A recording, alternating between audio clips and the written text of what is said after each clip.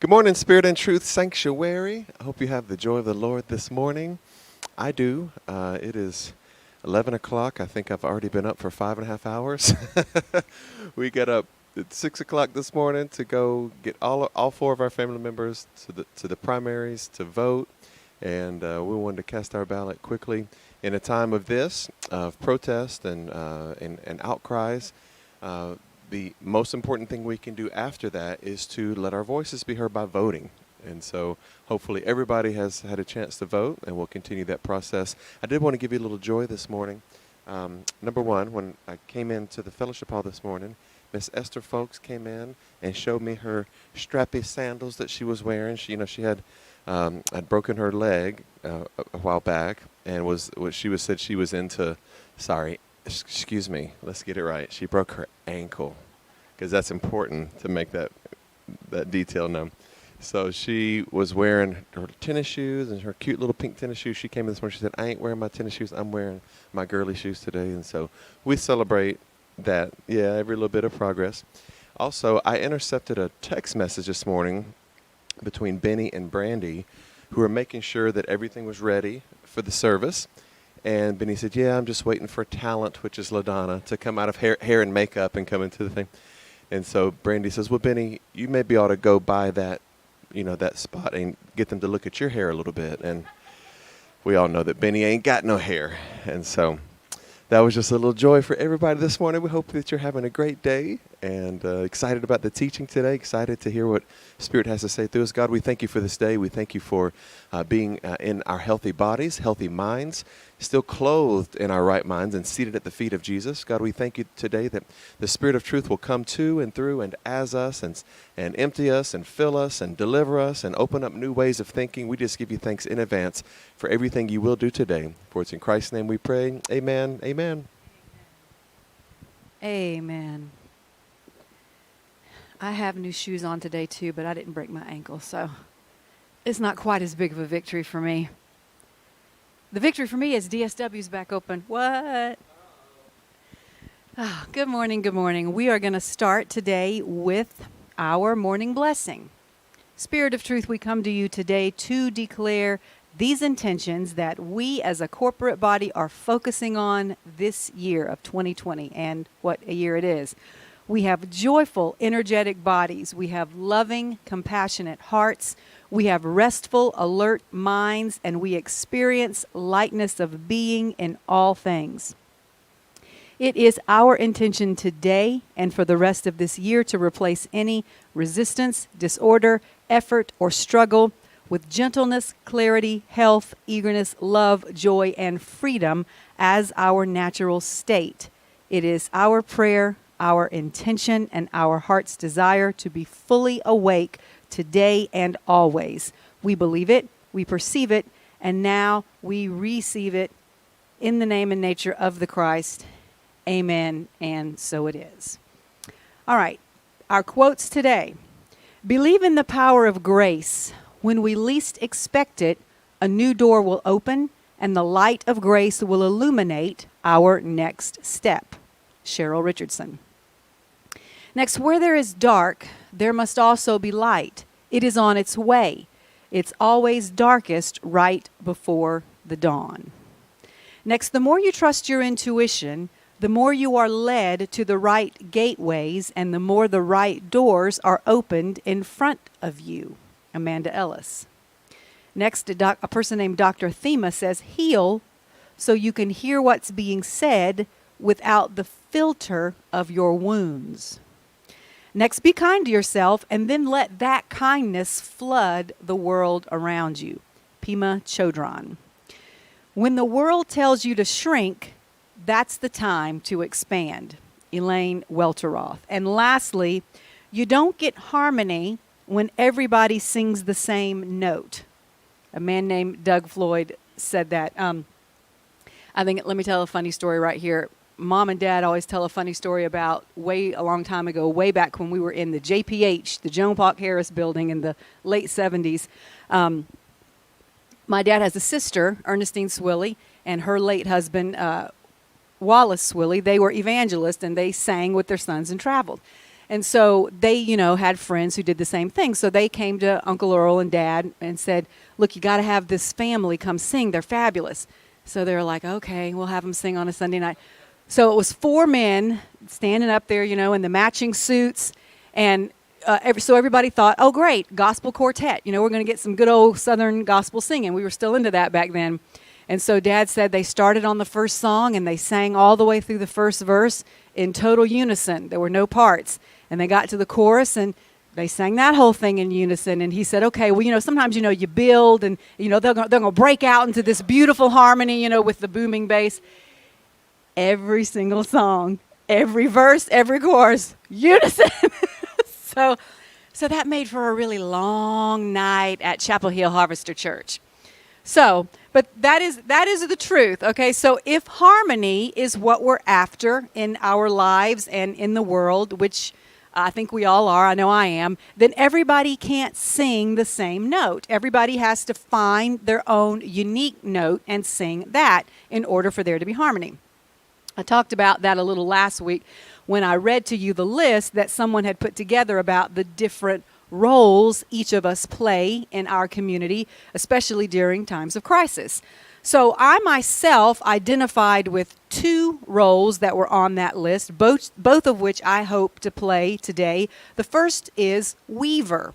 I've talked many times before about the fact that the biggest portion of the material I teach is not material that's original to me, if any material is really original to anybody, but it's not things that I just sit down and come up with on my own by myself. A weaver is actually a good title, I think, for what I do, because I feel like I take the ideas and teachings and stories of others that I find interesting and useful and that touch my heart, and I weave them together in a common thread and then present them to you, hopefully in a way that makes sense to you and touches your heart and helps you in some way grow along your spiritual journey. So the second role on that list that I feel like I identify with personally is that of storyteller. And today I'm going to tell you a story that is absolutely amazing. It's not my story. As I said last week, in my opinion, for people who look, it's not the time right now for people who look like me to be telling our stories. I think it's time for us to be doing a lot more listening than talking. But I also understand that we have established a relationship here on Tuesday mornings where I talk and you listen. And I am honored to have been chosen to serve in that role, and it's not one that I take lightly. So just let me go ahead right now, though, and end the suspense in case there was any. Today's teaching is not going to be on the crown chakra again. When I finally get around to that, it better be good. But like I said, I don't take it lightly, and I think that whatever I get up here and say, it needs to be very meaningful for what is in the moment and what is on my heart this week. Now, I know some people are saying, can't we just talk about something else? No, we cannot. Because let me tell you why. I was having a conversation with Reverend David Michael Searcy this week, and we were talking about the fact that, look, we're already 3 months into this thing. So many people have lost their jobs. So many people's lives have been turned upside down. We've got the protests going on now. It's like for everyone's sake, let's please, if you really don't like the protest, if you're tired of watching it on the news, if you're tired of hearing, then okay, let's do something this time.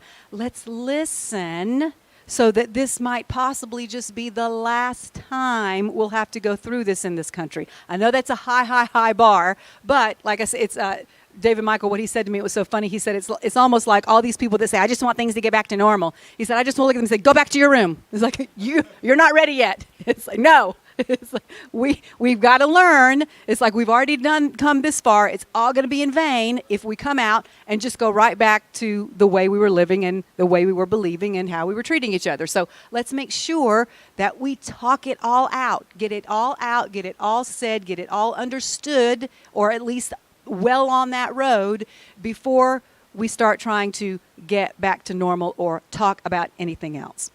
So there's always a possibility that when you're speaking publicly, that somebody's going to misunderstand what you say. And right now, there's a little bit of added pressure on people, I think, again, especially with skin who looks like mine, that we say the right thing.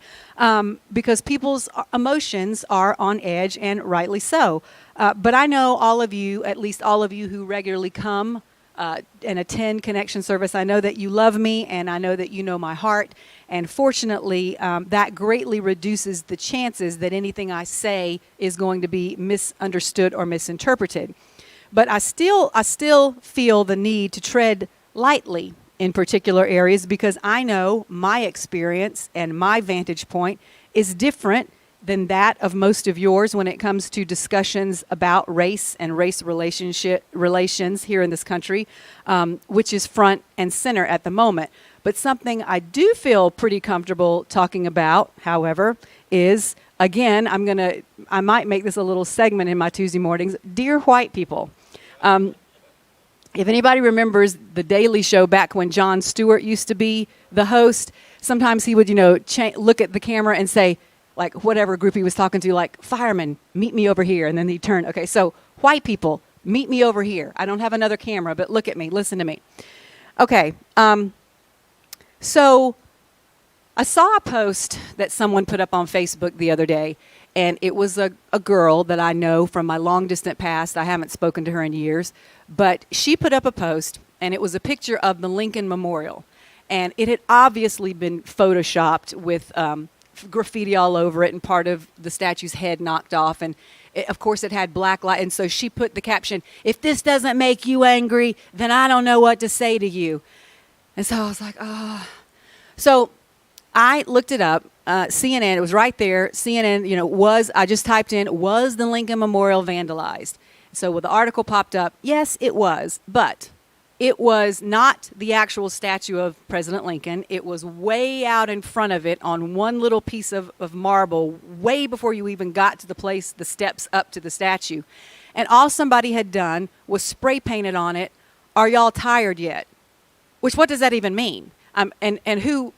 It's not defamatory to anybody. It could have even been somebody that was talking to the protesters of, "Are y'all tired?" So, but what had happened was somebody had purposely photoshopped this image of the Lincoln Memorial being defaced for the sole purpose of inflaming people and getting, further divide people.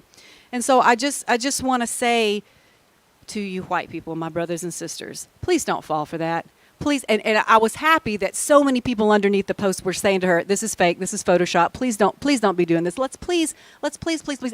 And furthermore, let me just get this out of my system, and then I'm going to be nice and sweet and kind and good, because I love you white people too. But even if it had happened, even if they knocked the statue down, think about who President Abraham Lincoln was and what he stood for.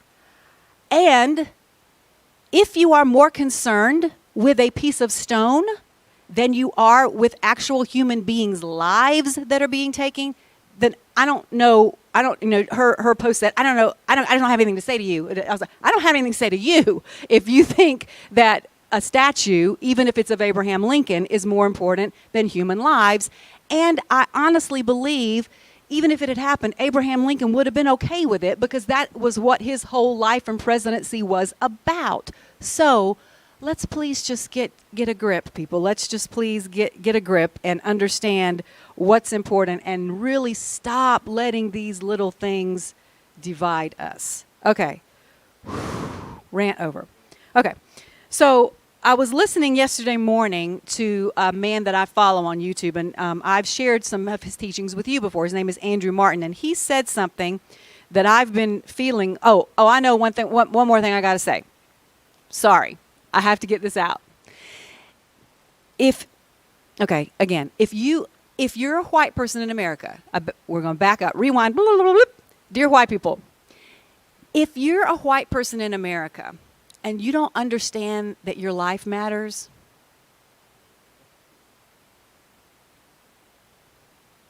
moment of silence. I'm going to put you in the same category with the people who drank bleach, because I don't think there's anything I can do for you if you as a white person don't understand that your life matters. Okay? All right. So now, end of rant. So I was listening to Andrew Martin talk yesterday, and he said something that I've been feeling lately, and this is the way he said it. He said, I never really sought out the position of leadership that I find myself in now, but here I am, and I understand the responsibility that I have to speak out about things that are happening now to the people who listen to me, even though as a white man, I don't know what it's like to walk down the street with a target on my back. I don't know what it's like to be part of a group of people who have been systematically, intentionally, and deliberately imprisoned within this idea and paradigm that is racism. I don't know what it's like to be at the mercy of an entire population of people who I feel don't have my best interest at heart. But what I do understand is how to dismantle ideas from the perspective of the observer. So that's what I'm going to do. And so then he went on and said what he was going to say, but I thought that was a beautiful way for him to approach it, and that's the way that I feel as well. No, I don't understand, but I do understand my role as a person who talks to you, and that some people, even though I know everybody's not sitting around waiting to see what I have to say about it, that some people are interested. So again, just bear with me, and we are going to talk a little bit about what he said there, dismantling things today. So the point being that sometimes even when you don't particularly feel qualified to speak on a certain topic, your position as a leader calls for you to do so anyway.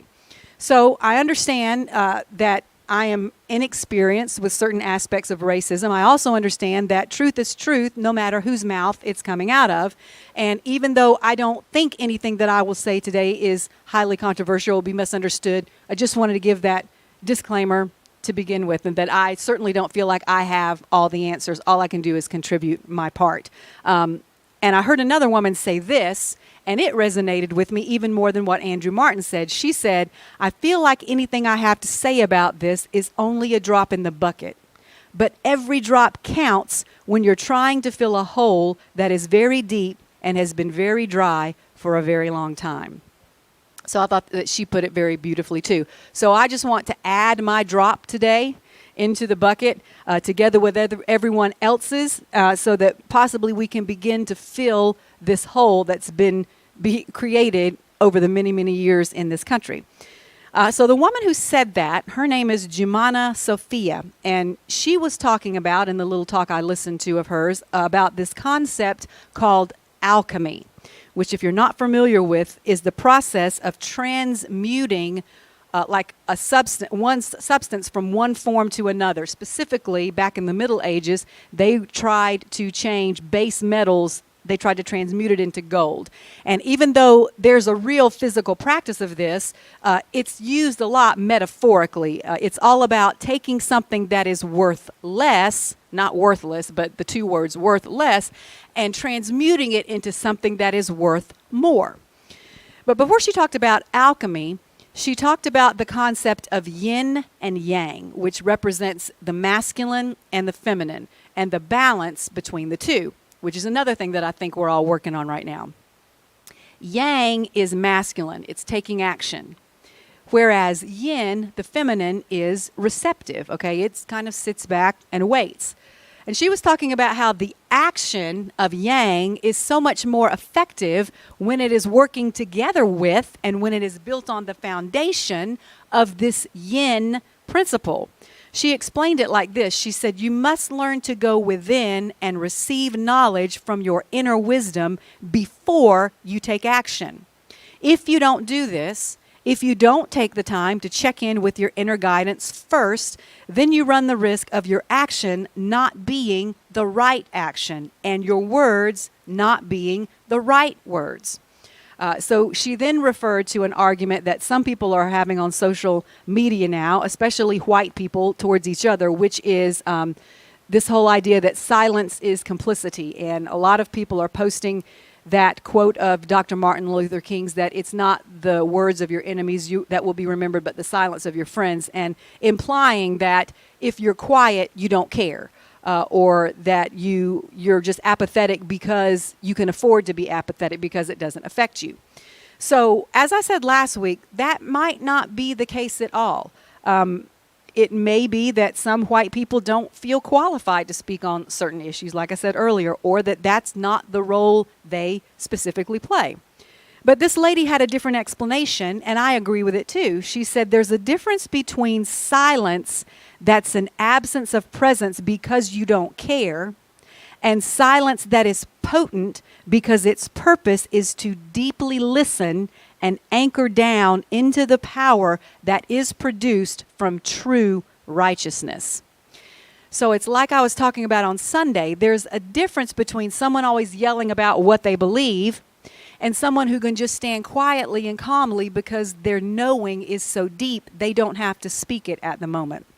So this type of silence, she says, is about gathering power like a warrior would gather power before battle. He's just, some people, I've never been in a physical battle, but apparently, some warrior soldiers, they need a little quiet time before they know they're going to go. Sergeant Major LeBaron is nodding his head, yes. That's the quiet that I'm interested in right now is, let me go in, let me anchor, let me make sure I'm getting guidance, inner guidance, so that when I act, it's appropriate. Okay.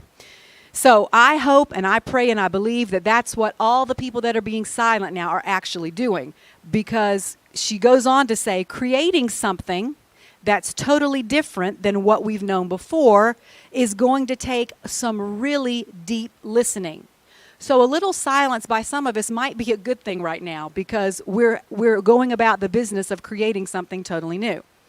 So after she talked about that, she went into talking about this subject of alchemy and how spiritual alchemists of this generation are the people, and I love this is my title today, the people who know how to take in poison and transmute it into medicine. And the power of that concept just blew me away. As we all know, a lot of times medicine or a substance that heals can also have an aspect of it that's poisonous. A lot of plants are like that. And if you don't take the right amount of it, or if you don't take the right part of it, it can kill you. But in the right dosage, it is medicine and can heal you. So that's the concept we're talking about. We all know that the antivenom that people get when they're bit by a poisonous snake is made from the venom of snakes. Just like vaccines contain a little bit of whatever virus or disease it's trying to prevent, that's the general concept here. In order to get to the part that's medicinal, you first got to take the whole thing in. You've got to take in the poison and then somehow separate out or strip away the harmful part. So she says the events that have sparked recent protests have exposed the poison that exists in our world caused by one segment of people dehumanizing another segment. And we are now in the process of stripping that down to its essence, which is the only way to get to the medicine. And I thought that was absolutely beautiful. My brother showed some pictures on Sunday during his sermon about protests. A lot of times all you'll see on the media is the negative.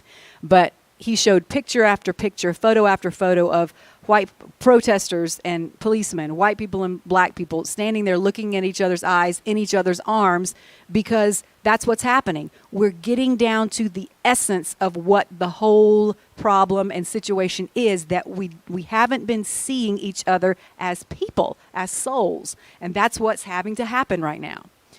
Sometimes you have to take a house that's falling apart down to its foundation. And there's a fine line sometimes between deconstruction and destruction/demolition. This is what she's talking about. She says here, all three of those words and their corresponding actions have slightly different meanings. But it's difficult sometimes to tell the difference when you're looking at it from the outside. Like the example she gives of the house. If you're taking down a house for the purpose of rebuilding it back better and stronger, sometimes that process often looks the same as people just destroying it for destruction's sake or demolishing it entirely, never just to get rid of it and not to build it back. Sometimes this process is even called demolition. However, here's where nuance comes in, and you have to understand beyond just what you're looking at on the surface. Taking a sledgehammer to a wall is pretty much taking a sledgehammer to a wall, no matter what the intention is. If your intention is to get rid of it and never, because it just needs to be gotten rid of, or if your intention is to destroy it because you're angry, or if your intention is to take it down so that you can build it back up. It doesn't matter. It's all the same at first, which I think is the period that we're in now. We're just taking it down. And those people at the protest, I'm sure that many of them there have a lot of different motives. I'm sure some of them do have the motive that they're just angry. I'm sure some of them have the motive of get rid of all the people that hate me. But a lot of them have as the motive, look, let's tear this down. Let's take it down to the foundation level so we can build it back up the right way. But right now, the period that we're in, it's just the taking down. Destruction, demolition, deconstruction, all look the same at this point. So again, let's not rush in and be quick to judge, because right now we're just stripping it down to find the medicine. Okay, so the only question is, I don't think there's a question anymore of, is it coming down? It's coming down. Whatever way it happens, one way or another, it's coming down. The real question now is, how are we going to rebuild it? So let's go back to what she was saying about this process called alchemy, transmuting poison into medicine. This involves distilling the poisonous substance down to its essence and extracting the part that's the medicine, the part where the healing is. How do we do that? Because that's the ultimate goal, right? Healing and reconciliation. So this is where the story comes in that I want to tell you today. And as I said, it's an absolutely amazing story. It's not my story. It's not even the story of an African American. It's the story of an African actually from Africa. The story takes place in Rwanda, and it doesn't involve any white people at all. Now again, little disclaimer, asterisk here. Please don't think that because I'm using this story, the point I'm trying to make is, well, see, it's not always white people killing black people. Black people kill each other. That's not, no. Not what I'm saying. This is just the most beautiful, incredible example I could find of this process that this other woman was talking about, of taking something that's poison and transmuting it through a spiritual journey into medicine, which is what this woman did. It's one of the most beautiful stories that I've ever heard. So the woman's name is Immaculée Ilibagiza. And as I said, her story takes place in Rwanda during the genocide that happened there in 1994. Now, many of you may be familiar with this story, and I'm not in a position to lecture people. I'm not trying to say, well, you need to respond the way she did. It's not my job to tell you how to respond. I'm just telling you a story that's beautiful, that I think is beautiful, that shows one way a person can respond when they have taken in poison. So just as a backdrop, in case some of you don't know, there were two tribes predominantly in the nation of Rwanda, the Tutsis and the Hutus. And they had spent decades kind of infighting with each other. But in 1994, an incident occurred. Their president was killed. That kind of sent the country into immediate civil war and chaos.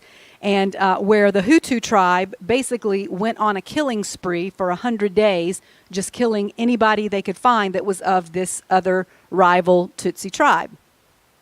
So I'm going to read the story as she told it in her own words, and it's a bit longer than some of the stories I tell, but I promise you it's one of the most riveting stories you'll ever hear, and it has such a wonderful message.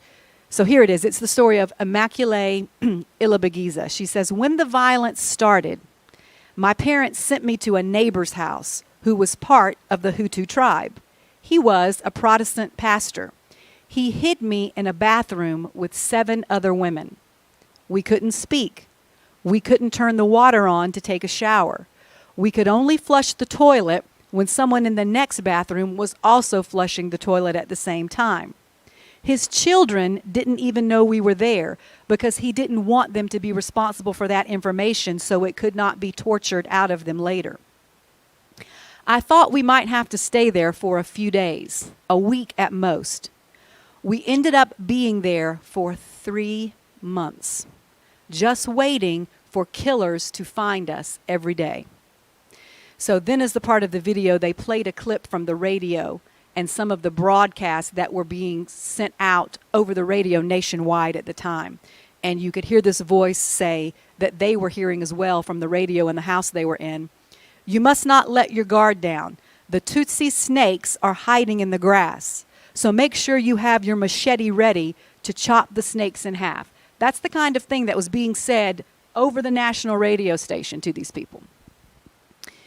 She says, the Hutu militias, made up of both professional military men as well as ordinary citizens, began going house to house to see if any Tutsis were being hidden. The government was paying them to do this. The first time they came to the house we were hiding in, I saw them through the tiny window of the bathroom. They made a circle around the whole house so no one could jump out of a window or run out the back door and get away. And then they all started screaming. They searched every room, looked under every bed. They even opened up suitcases to make sure there were no small children or babies being hidden. They went into the attic with flashlights. They checked the top of the roof to make sure no one was lying up there. I remember asking God, if you are really up there and you can control this, please don't let them find the door to this bathroom. I felt like there were 1,000 needles sticking in my body. It wasn't just a little bit of fear. It was a great deal of fear. I thought my life was about to be over and that I was about to be cut in half by a machete. Then I heard the pastor talking to one of them saying, "I am a good Hutu. I would never hide any Tutsis. There are no Tutsis here." One of them came right to the door of the bathroom and even touched the handle. And then we heard him tell the pastor, "I trust you. You are a good man. You are one of us now." 5 hours later, the pastor finally felt safe enough to open the door and talk to us.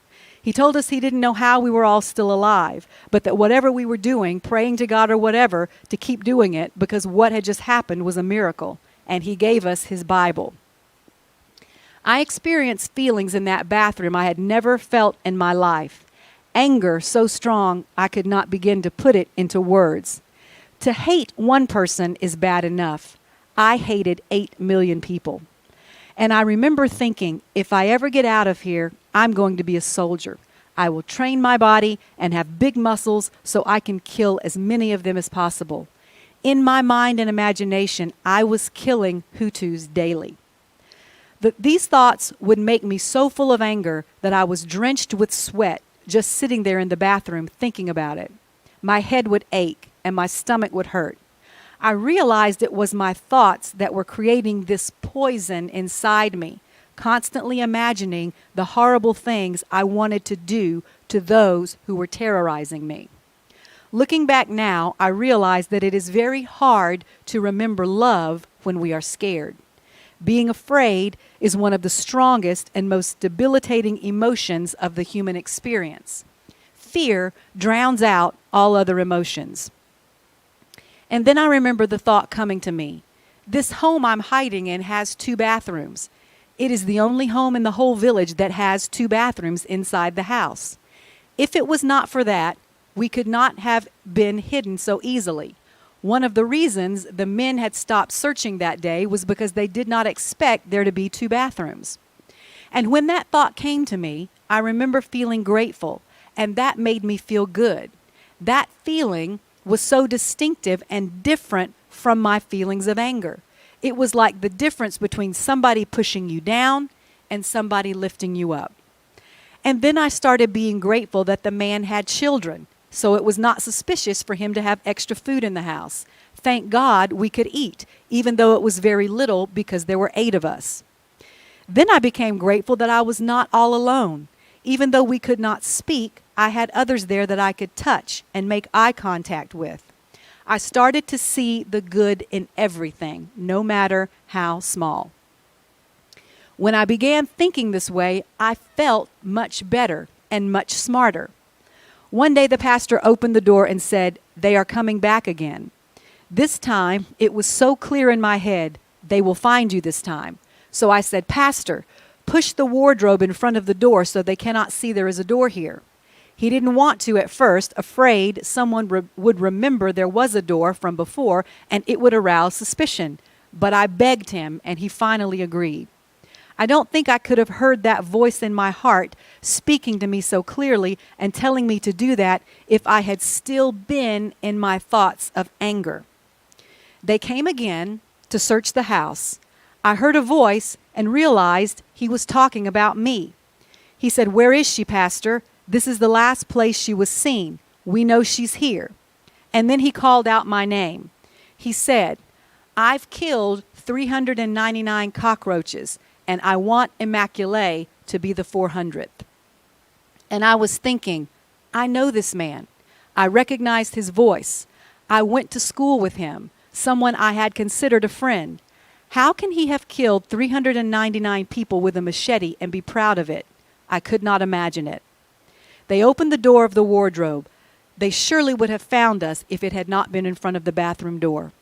Immediately I knew it was because of my idea that we had been saved again.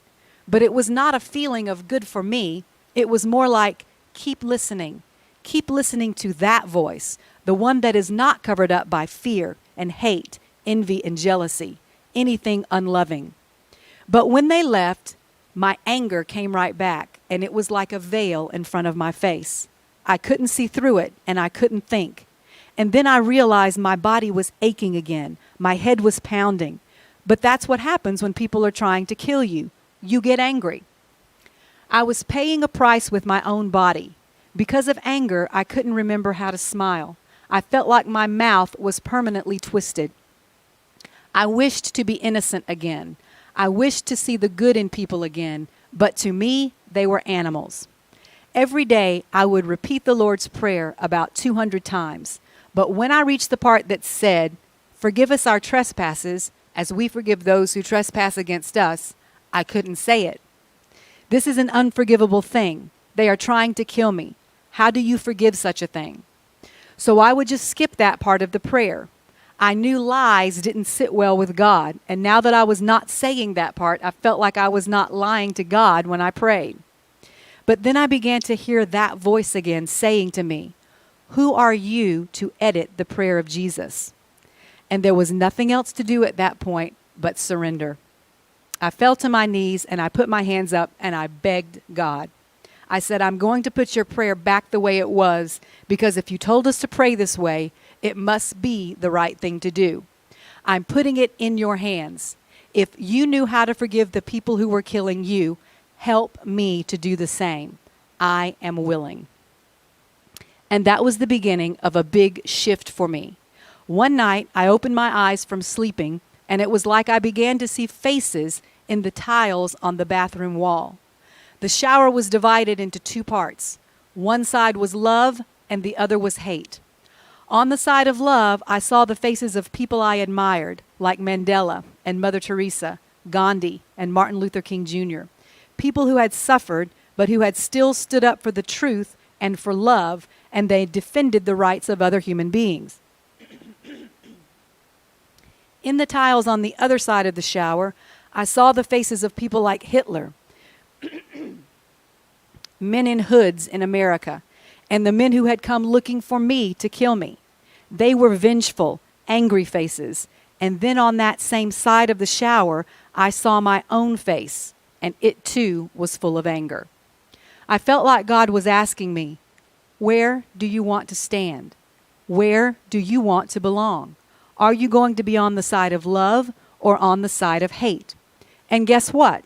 The faces on the side of love, they have known injustice, and they have endured the hatred of others, but still they chose love. Now it's your choice. I made the choice to be on the side of love at that moment, and I began to believe that people can change, because I knew how much I had changed since the day I walked into that house. And then I saw my face in the tiles move from the side of hate to the side of love. That's when I let it all go. It was as if I was no longer a captive in that tiny bathroom. I was suddenly transported to an open place with fresh air. My body felt like it was floating, and in my heart, I was in paradise. I thought about those killers, and I felt compassion. How are they going to feel one day when they wake up and realize what they've done? When we were finally able to leave the house, it was like the end of the world. 1 million people had been killed. my mother and father, my 2 brothers, my grandparents, most of my neighbors, my schoolmates, my best friends, all gone. But I was strong inside. I was ready to face life in a different way. Physically, I was like a skeleton. I only weighed 65 pounds. But inside, I felt huge, and I felt beautiful. I felt like every human being I saw was a gift from God. I just wanted to serve and help and care for others in whatever way I could. I was grateful for everything I had always taken for granted before. I was thankful to be able to talk again and raise my voice. I was thankful to see trees swaying in the wind. I hadn't been able to do that or see that for 3 months. I was thankful for being able to see the moon and the stars, which I had hardly ever paid attention to before. I was filled with an overwhelming sense of love and appreciation. The mind can understand wholeness as a concept, but only the heart can experience the feeling of wholeness, and I felt whole. In our heads, we are always judging between right and wrong, black and white, good and bad. And because of this, we are always off balance. The heart is much wiser than the head. Through the eyes of the heart, black and white judgments disappear because the heart is balanced by a deeper truth. I will be forever grateful for those 3 months in that bathroom, to see where evil can take people, but also to know where love can take them, to know where it took me. When you can give thanks for it all and love without conditions, then you will truly be free. Life is full of challenges and hardships, which are often the intense heat and fire that break us open to discover things within us that we would never have otherwise discovered. A match holds the potential for fire, but until it strikes against something, there is no flame. By coming against obstacles, our heart becomes a flame, and that's what produces the light and the warmth that comes from us that we can give others. You can be grateful even for experiences you wish you hadn't had to have. In those moments, true masters say, thank you to life. Thank you to God. Thank you for this experience, because I know that eventually I will see the extraordinary gift that has been folded in to this encounter. About 6 months after the genocide, people kept telling me it was too soon for me to be happy. It was too soon for me to forgive, and that one day I would crash when I saw the people again who tried to hurt me, and then my anger would return. And this caused me to doubt myself a little. So I went to the prison to visit the man who had killed some of my family members, just to see how I would feel. The head of the jail was a friend of my father's who had also lost his wife and 5 children in the massacre. He led me into a room and left a large, heavy club on the table in front of me. He said, "You can hit him if you want. I will protect you. Please ease your pain." Then he brought the man in, and I remembered him. He used to be a teacher. He had been like a father to me. His children were my age. I used to have lunch at their house sometimes. I couldn't believe it was him who did this to my family. I just broke down and cried. I dropped the club onto the table and said, "I forgive you." It wasn't like I had planned to say those words. I didn't know what I was going to do when I saw him, but all I could feel was compassion for him, and I wanted him to be free like I was free. I wanted him to be free to go through his own spiritual journey. The head of the jail was so mad and asked me what was wrong with me. He accused me of not loving my parents, but I had forgotten that he was even there. I didn't really understand why I forgave, except that in that moment I wanted to. Even though in a way it felt like the weak thing to do, I knew somewhere deeper that it was the right thing to do. Wow. So that, as I said, is a powerful example of spiritual alchemy. That's what it truly means to take something that was meant for evil and turn it into good. And in my opinion, as difficult as it seems right now, forgiveness has to be the foundation and the starting point that we use to start creating something new. After all the tearing down gets done, That's the essence, I believe, of what we have to give. That's the medicine that's inside the poison, is forgiveness. So I want to end today with another story. It's not as it's much shorter, and it's from the opposite perspective. This is from a person who has played the role of killer. But it speaks to the power each of us has to decide what state we're going to live in. Or as Immaculée said, which side of that shower are we going to be on? The side of hate or the side of love? And this is the story.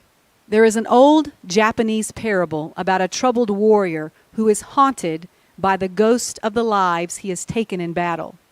He goes to the home of an old woman who is known as the Great Silk Sage and says to her, "I must know if heaven and hell exist. So many have been slaughtered, and for them, I hope there is a heaven. But I have killed so many that for me, I pray there is no hell. So please, I must know." She calmly turns to him and replies, "Why would I want to waste such priceless wisdom on a heartless coward like you?" Her insult angered the warrior, and he immediately drew his sword, and in an instant it was at her throat. "What did you say to me, old woman?" he asked, enraged. Without flinching, she replies again, "And what do you intend to do now? Prove that you're a coward by killing a poor defenseless woman? I've never seen such weakness in a warrior." As his rage grows, he draws his sword back and above his head, preparing to plunge it into her. She raises her hand and says, "That, what you're feeling now, that's hell." His sword drops to his side as he dissolves into tears, recalling the many times before that he has raised his sword in anger and realizing that he never wants to do it again because he cannot no longer stand the faces of those who haunt him. The sage watches him sob for a moment and then says, "And that, what you're feeling now, the relief in your heart and the desire to change, that is heaven." Thank you.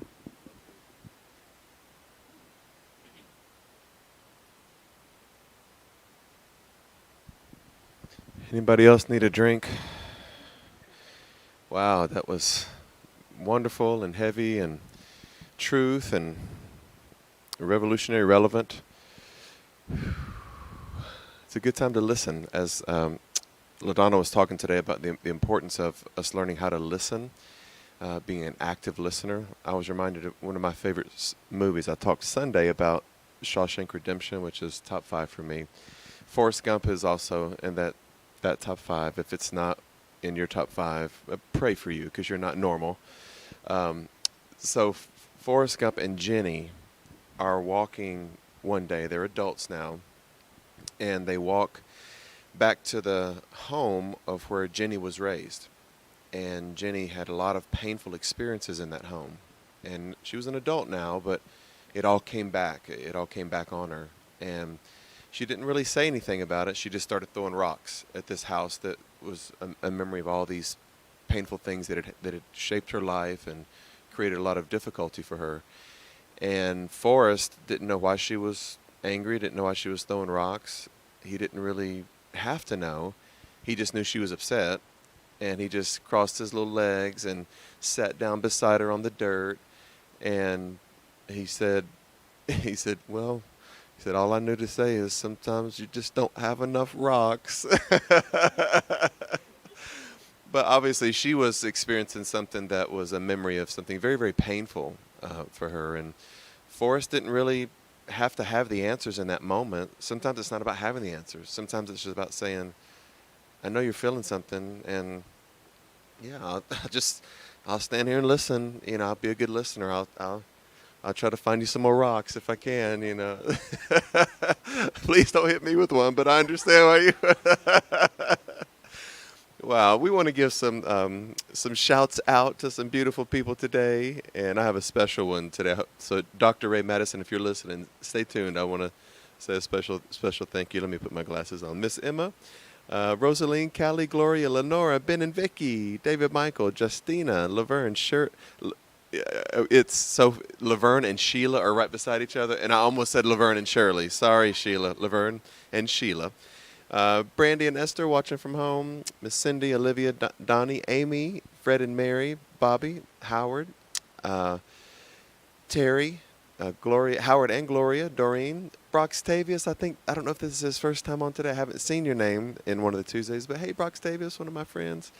Um, David, Carla, Richard, Darlene, Elaine, and then a special thank you to Mary and Dr. Ray for joining us today. We're still testing our YouTube channel, which can be a little bit more difficult to broadcast from, but it seemingly went successful today, and eventually we'll open that up to everybody. But when I saw this name, Ray Madison, has been so sweet to me, and sent my children a little gift card a couple days ago, just thinking about them. Very, very sweet to us. But Ray Madison, whether she remembers that, saved my life. And this week I remembered it because Micah and I have been here at the church doing some painting and pressure washing, and we painted inside. We're about to start painting some things outside. And I remember when we bought this building, we had a big work day here, and I bought paint for everybody. We painted all the hallways, the classrooms. And some people are supposed to have a paintbrush, and some people just aren't. But they were willing. Everybody was so willing to paint. And after the day was over with, I went to just collect all the paintbrushes and tin things that we used to paint, and there was just a mess. I mean, people just paint everywhere, all over the floor. It looked like somebody had a paint fight all over this. And I was so distraught and dejected, and just like, we wanted to have a good work day with letting everybody paint, have some camaraderie, and this is worse. We've just made it worse. And Sergeant Major was looking at me like, I tried to tell you, I said, everybody shouldn't be painting in here. And we tried different mops, scrubbing, scraping, nothing was coming up. Ray Madison came in here, took her makeup off, put her work clothes on, and about 30 minutes later she came up sweated from head to toe, and she said, "It's all up, Pastor." And I went down there and looked, and I think I burst into tears. And I said, "Ray, you have saved my life today, and probably saved the church from me scolding them tomorrow, on which I shouldn't have done because everybody was doing their best." But just wanted to say a special shout out to Dr. Ray Madison. We love you, and hopefully all this has fed you today, giving you a perspective. One thing that we want to do during times of pain, especially global pain, is try to see all of the different perspectives. We talk about a panoramic view of both a pandemic and of pain, and learning as we know, we can't see directly through somebody else's eyes, but being willing to try to listen, to hear, to see perspectives that maybe we've not seen before. And so we give thanks today for everything God's doing to and through us. Thank you for joining us today. We look forward to seeing you tomorrow night. Go in peace, and may God bless you.